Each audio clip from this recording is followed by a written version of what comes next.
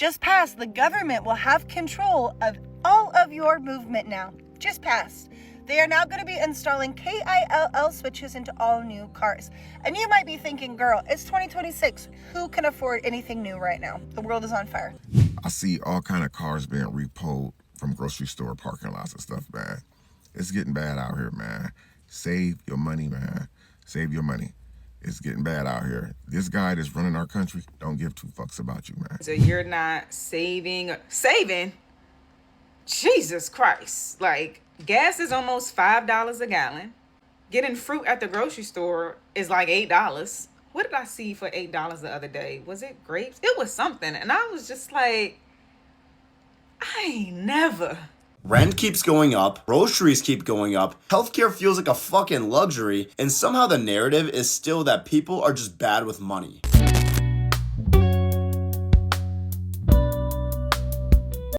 Can somebody explain to me why a bag of groceries costs the same amount as a car payment now? Damn. Rent is up. Bills are up. But we gonna sit up here and act like this shit is normal. Check this out. 60% of Americans will lose everything they got in the second quarter of 2026 under this administration. You guys see how many people lost their homes and got their cars repossessed? And look at the tariffs on China. We're still going back and forth with China, man, on tariffs, 145% tariffs. The gas prices is through the roof. The food prices, man, I don't even want to talk about. People are riding around on empty, man. So you know, in the second quarter of 2026, a lot of people are going to lose their jobs, man. Y'all see what happened last month? 17,000 spirit workers lost their jobs.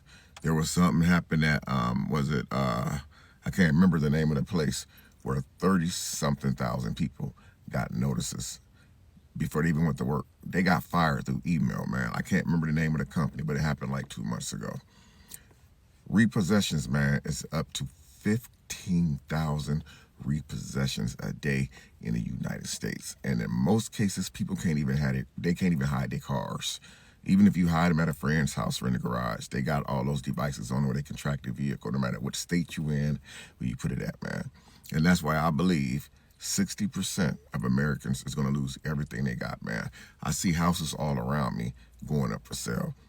I see all kind of cars being repoed from grocery store parking lots and stuff, man. It's getting bad out here, man. Save your money, man. Save your money. It's getting bad out here. This guy that's running our country don't give two fucks about you, man. He don't give two fucks about me. He's already a billionaire. He made it very clear that he do not care about your financial situation, man. As soon as a teenager get a job, they want to move out. They think they can afford to live by themselves. So my daughter was talking to me last night. She's like, man, I'm thinking about getting my own place, man. I'm making good money. Pucka. I said, you can't afford your own place. Yeah, I can. So I pay her $600 a week cash, $2,400 a month, straight like that, right? Cool. So I asked her yesterday, how much money you got saved? Well, I get paid on Friday, so I have $600. So you've saved nothing, and you got no bills. How are you going to live when you have bills if you can't save without bills? And I'm like, yo, let's do a little basic math here. You can get you a project apartment in Orlando, $1,500, all right? You're going to need first and last to move in. That's $3,000. You've been working for a little while now. You don't got that. All right, whatever. Me and your mom will lend you the money. We'll give you the money. $3,000. Get the fuck out of my house. I'm ready for you to leave. All right, $1,500. Bing, bang, boom. Every month, then you got your lights. $100 a month because it's just you. Wait, you're irresponsible. You're going to leave the AC on, the TV on, the lights on. So yours is going to be about $300. So you $1,800 in. Right? Fair enough. Now, I know you're going to want internet. You need your Netflix. That's another $100. Right? You at $1,900 right now. Fair enough. Right? You got to drive to work every day. Let's say conservatively, you become responsible. And you don't drive anywhere else because you're responsible. That's $200 a month in gas. You got $2,100. You got $300 left. You spent $600 on Uber Eats last week. How you going to afford it? You $2,100, $2,200 in before you bought toilet paper. Shampoo, that $70 shampoo you like to buy. Yeah, no dice jit. Then what you gonna put in your refrigerator? You gonna keep Uber Eating?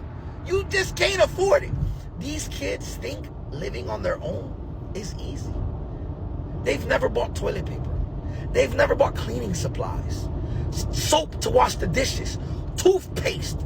Yo, that stuff adds up real fast. Real fast. God forbid you catch a flat tire. That's on you. You independent now. God forbid you wake up in the morning, your battery's dead. That's on you now. You ain't got no furniture. What, you gonna go finance some furniture? You can't save. You can't live on your own. Trust me, I want you to leave as bad as you want to leave. Can we have an honest conversation? What the hell is really going on right now? I am at a point in my life, I'm 32 going on 33 this year. I'm at a point where I have my career. I'm making life-changing money. Like, if this was me back in 2018, my God. But anyway, that's not the point. I make great money, but it doesn't feel like it. And I'm so confused. Like, this economy is so trash. And I don't want to hear anybody talking about, oh, you're living above your means or you're not saving. Saving? Jesus Christ. Like, gas is almost $5 a gallon. Getting fruit at the grocery store is like $8. What did I see for $8 the other day? Was it grapes? It was something. And I was just like, I just feel like y'all not mad enough. Like, I feel like I am being ripped off. Like, I'm unmarried. I don't have kids. So, of course, there's no benefit to that. We don't get any tax breaks. We don't get nothing. America hates single people without kids. Let's just say that. But seriously, something has got to give. Like, I am so tired. I'm tired of this. How are y'all doing it? I feel like no matter how much money you make, we all just trying to survive right now. Golly. Does anybody else think it's completely insane that most people wake up every morning and go to a job they absolutely hate just to make enough money to pay bills, rent, and groceries? You drag yourself through 8 or 10 hours, come home exhausted, get maybe 2 hours to actually live your life. Then you crash and wake up tomorrow to do it all again. Friday finally comes and you feel alive for like 48 hours, but Sunday hits and that pit in your stomach is back because Monday is coming. I lived that nightmare for years. Cable company job, 8 to 10 hours a day, $2,500 a month, a couple kids at home. I remember thinking my life is just disappearing week after week, month after month. But I made a promise to myself that there had to be something better. That's when I found digital marketing. Within 90 days of learning the right way, I hit 10 grand a month. I couldn't believe it. Since then, I've made millions online. I work out of my dream penthouse, drive this 6-figure Model X I'm in right now. But the best part, I actually get to be present with my wife and now 4 kids. I own my time instead of renting it to someone else. I was having this discussion with somebody in the gym, and they were saying, why do you think Americans are accepting like what's going on currently? And I said, I'll be honest with you, man. It's like somebody being in an abusive relationship, right? Most people that are in an abusive relationship, they know that they're in an abusive relationship, but they won't leave. For whatever reason, they'll stay in that abusive relationship. They'll continue to get abused. And I said, if you think about Americans, they're just used to being abused. It is the norm. It is like this long relationship that has always been the norm. It's always been this way. When we see a little change, it's like a person getting better, but then they go back to their old ways. And it's almost like we think like, well, we know what good looks like, but then the bad is really bad. And I think that's the situation we're in right now. We're like, well, we know what good looks like. We know what our top tier looks like. But when it's bad, it's bad. A lot of times when you're in an abusive relationship, you're looking at the highs. But honestly, the cons outweigh the pros. But people don't look at it like that. And I think that's the current state that we are in America right now. right now, the cons outweigh the pros, but we're just hoping on this high. It's almost like buying a lottery ticket. It's almost like if I hit this, I'll be set. But the chances of you hitting the lottery are slim to none. And that is the best way I can explain this situation. And after I explained it that way, he said, man, I never looked at it from that point of view. I was like, dude, that's what it is. And until we, as a U.S. citizens, break out of this abusive relationship, it'll continue to happen. And that's what it is. Hey, beautiful people. So I have been MIA the last couple of days. Well, actually, probably closer to a week now. Because I've been getting acclimated to my new job, which is nice. Everybody seems to be nice there. But it is reminding me that, yes, I have a chronic illness. There's a reason I am considered disabled. Because even though I'm only working 2 days a week, I am exhausted.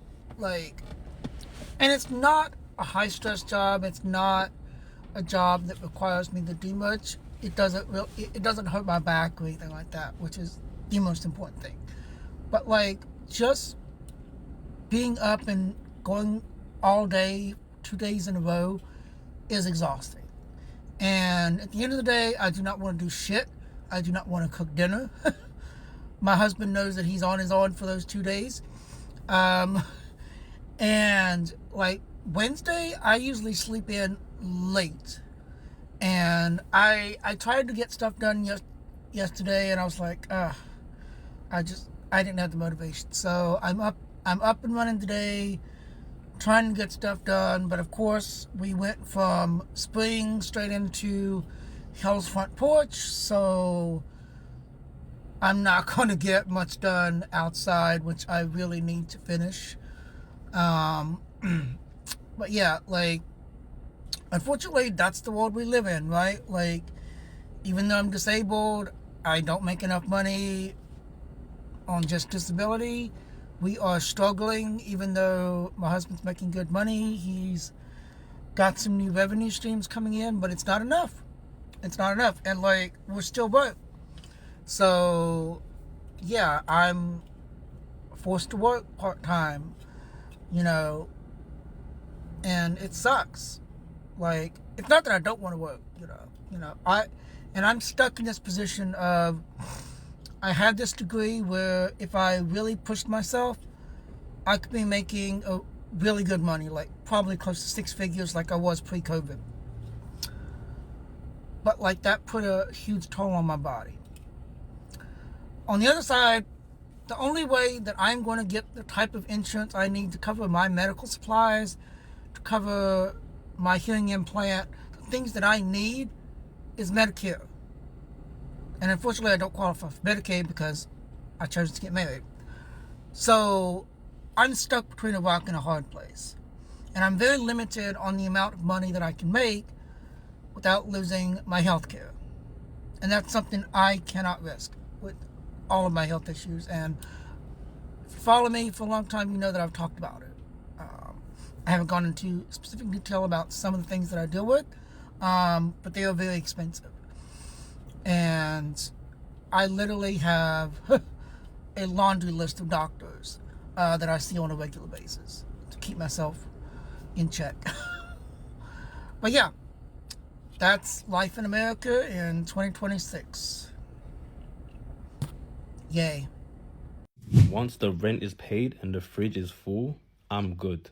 Everything else is extra. I'm lucky in the sense that life humbled me just about enough for me to get my priorities straight. I ain't saying I got it all figured out, but there was a time I thought happiness looked like more. More money, more recognition, more plans, more everything. If I could just stack enough wins, I'd finally feel settled. But in fact, the more I chased, the more tired I got. Now, the only thing I'm chasing is peace. And peace to me is opening my fridge knowing I don't have to worry about my next meal. Peace is paying your rent and not having that quiet anxiety sitting in your chest at night. Peace is the basics being handled. Because let's be real, those basics aren't really basic when you've gone without them. Everything else is a bonus. The nights out, the new clothes, the holidays, the big milestones people post online. Yeah, they're nice, but they don't define whether or not I'm okay anymore. And I think a lot of us are unlearning that pressure right now. The idea that if your life isn't always looking exciting, you're somehow behind. But behind who? And behind for what? Some days success is literally keeping your head above water. Some days it's choosing not to quit. Some days it's just making it through without falling apart. And look, I'm not saying I don't want more. I've got dreams, I've got goals I'm working towards. But I'm not gonna let not having everything make me feel like I have nothing. I have stability, I have breathing room, I have enough. And honestly, that's not a small thing. That's everything. Just passed, the government will have control of all of your movement now. Just passed. They are now going to be installing KILL switches into all new cars. And you might be thinking, girl, it's 2026. Who can afford anything new right now? The world is on fire. Hear you. Okay, we got to think further than this, okay? Oil prices are rising. Gas, diesel prices are rising with this manufactured fucking schwar. All the prices of everything are rising. I just saw an article the other day saying that electric cars are now going to be mandated. More electric cars are going to be pushed. That's how they get a KILL switch into your car too. Gas, oil, diesel prices are way too high. We can't afford that shit anymore. We got to get an electric car. Great. Now all of these electric cars, all of these new cars have a KILL switch now. Federally, the government just passed that they have control over all of your movement. Are you paying attention? I keep screaming this. They are trapping you in the United States. They are going to shut the borders. You need to get out. America is honestly starting to feel impossible to afford, and I don't understand why more people aren't talking about it. Rent keeps going up, groceries keep going up, healthcare feels like a fucking luxury, and somehow the narrative is still that people are just bad with money. Like, what money? People are working full-time and still barely keeping up. A lot of people have 2 or even 3 income streams now because that's just what it takes to even survive. Like, at some point, we have to stop pretending this is a budgeting problem and admit that the cost of living has just completely outran what people actually earn. Wages didn't double when rent did. And yeah, budgeting helps. Knowing where your money goes matters, but budgeting by itself doesn't magically create more income. And that's when ordinary people like me have to start looking for ways to make money outside of my normal job. One thing I've been doing recently is making UGC videos for brands, which is basically just creating short form videos for apps or products that companies use for ads. You don't even need a big following or anything like that. I've been finding a lot of those opportunities on an app called SideShift, where brands post marketing and UGC gigs you can apply for. It's obviously not going to magically fix the economy, but if everything costs this much right now, sometimes you just have to find ways to make the system work for you. Which one should cost less? Rent, gas, groceries, or the internet bill? But the numbers are out. There was a report dropped that there are more people leaving the U.S. than entering the U.S. We have not seen this since the Great Depression. So the Brooks Institute reported that back in 2025, that 150,000 people left the United States. Now, we know that there was an immigration crackdown, baby. This was not all immigrants. There were American citizens in those numbers. And so the American citizens cited the reason why they were leaving: safety concerns, quality of life, cost of living, you know, all that good stuff, right? And they're estimating that we're going to see more than that in 2026. Now, the last time this happened was in 1935 during the Great Depression, when 100,000 Americans left to immigrate to the Soviet Union to work in the factories and the mills to be able to support their families. So we're seeing a little bit of parallels right there. Then there was a Gallup poll that was done in November of 2025, where 20% of Americans said, if given the chance, baby, I'm out of here. That's 1 in 5, okay? Also, America is seeing an increase in the amount of American citizens renouncing their citizenship. So before 2009, any given year, between 200 and 400 Americans would renounce their citizenship. Baby, in 2025, 5,000 renounced their citizenship.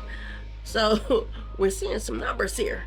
And again, it's expected that it's going to be an increase from 5,000 come this year. Because I am glad that more Americans are seeing that, yeah, you can feel safe in other countries. You can get a better quality of life in other countries. Yes, you can get better quality health care in other countries. Yes, it's possible to be in some countries and just exist as a human being. Not as a black woman, but as a person. I said in some countries, okay?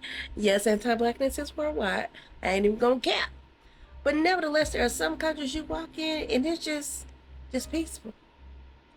Your produce, your food, just safe to eat, and having easy access to that, and good quality health care. It doesn't cost you an arm and a leg.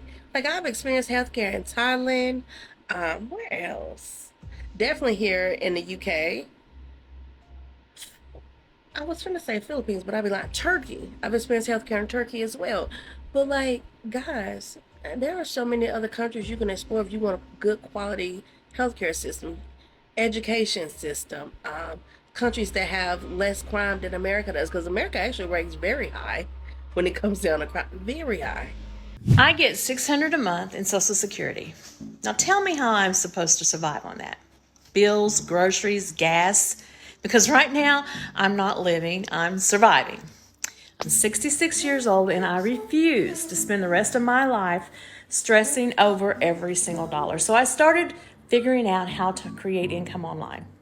Not to get rich, but to finally breathe again. Now, if you're in the same spot, just comment me or send me a message. You're not alone. We literally work only to pay bills. Like, just paid the mortgage payment, right?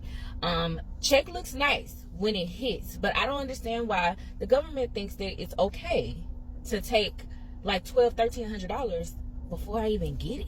Like, why are we doing that? Everything goes up. You do better. You say, okay, well, I'm going to start making more money. I'm going to get a promotion. I'm going to find a new job, whatever it is, so that you can keep up with the very ever-changing economy. And it's like, okay, well, you make the more money, and then now everything else goes up. So groceries, ridiculous. You literally get a sprinkle of groceries for $150. The meat packs, family size, you need 2 of them now in order to just feed 5 people. Where them family packs, I know they used to be bigger than that. There's nothing you can tell me that they haven't been. The big roll of ground beef, like, you get no leftovers almost just off of that. It's crazy. Thank God I don't have no small kids, so I don't have to pay daycare. So for the people who do, that are paying like $1,200-$1,300, sometimes more a month for childcare, you literally go to work every day just so that you can pay the daycare. Car insurance is just, it skyrockets for nothing. You don't have no accidents. But I'm gonna hike your payment every month. Like, it's literally, or every year. So it's like you try and find all the different insurance companies, the lower ones, but then you still need to make sure that you have the coverage just in case something happens. You have health insurance, you need the health insurance, but then it's like, okay, well, you use it, but then they still charge you a ridiculous copay. Then if you don't have it, or you don't have it, sometimes they come out better. It's adulthood is stressful. Look, it's the first of the month. I always feel like this at the beginning of the month, and it's the summer, so electric bills fixing to be ridiculous. School is out, and let's not even talk about how the schools charge you for every single thing at school. They want you to buy the school supplies. I could rant all day. Does it feel affordable? Prices just go up and up and up. It's insane. It's overpriced. Not super affordable. It's a little high. Rent is a little high, to be honest, yeah.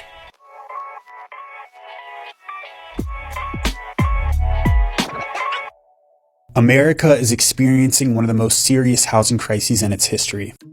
Consequently, rent pricing has gotten way out of hand. In the last 20 years, increases in rental rates have outpaced average income by almost 60%. Last year, a record 21 million people were considered cost burdened by their rent payments, meaning that more than 30% of their income went towards rent. And even if you found a way to afford today's rents, you might be feeling the effects of the housing crisis in other ways.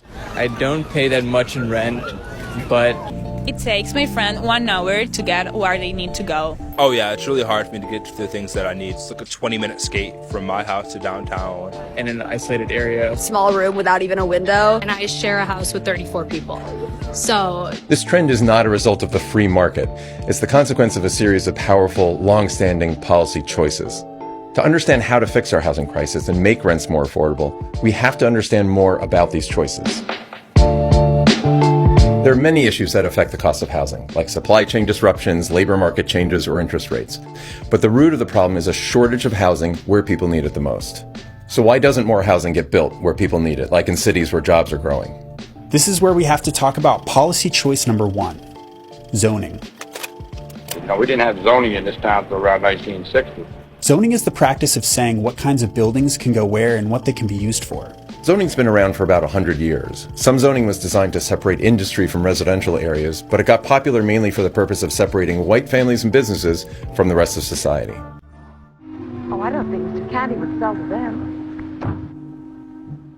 Today, American cities are bathed in restrictive land use regulations. In a traditional American city, you might have a walkable downtown with taller buildings and retail, maybe some arterial roads radiating out from it with strip malls and lots of parking, but everything else is covered by something called single-family zoning.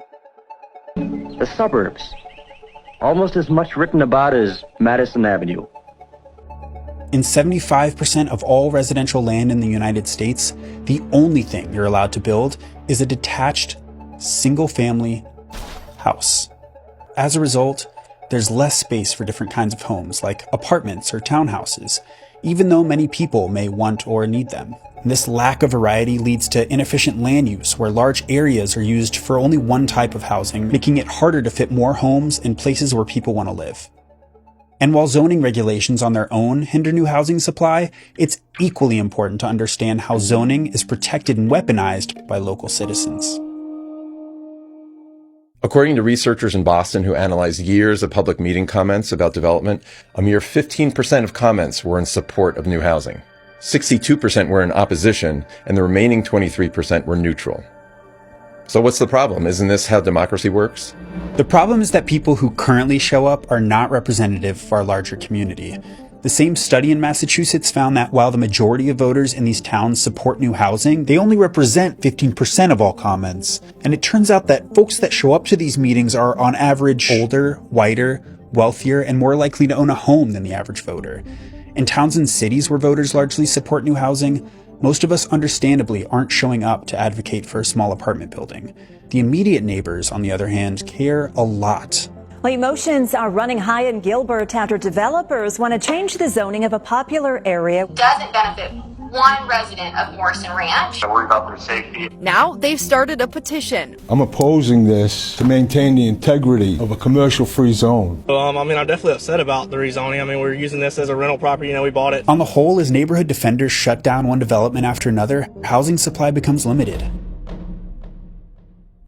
The point is, as long as wealthy homeowners are the only people showing up to make public comments, housing supply will continue to fall short of demand and your rent will continue to increase. Things don't look so great right now.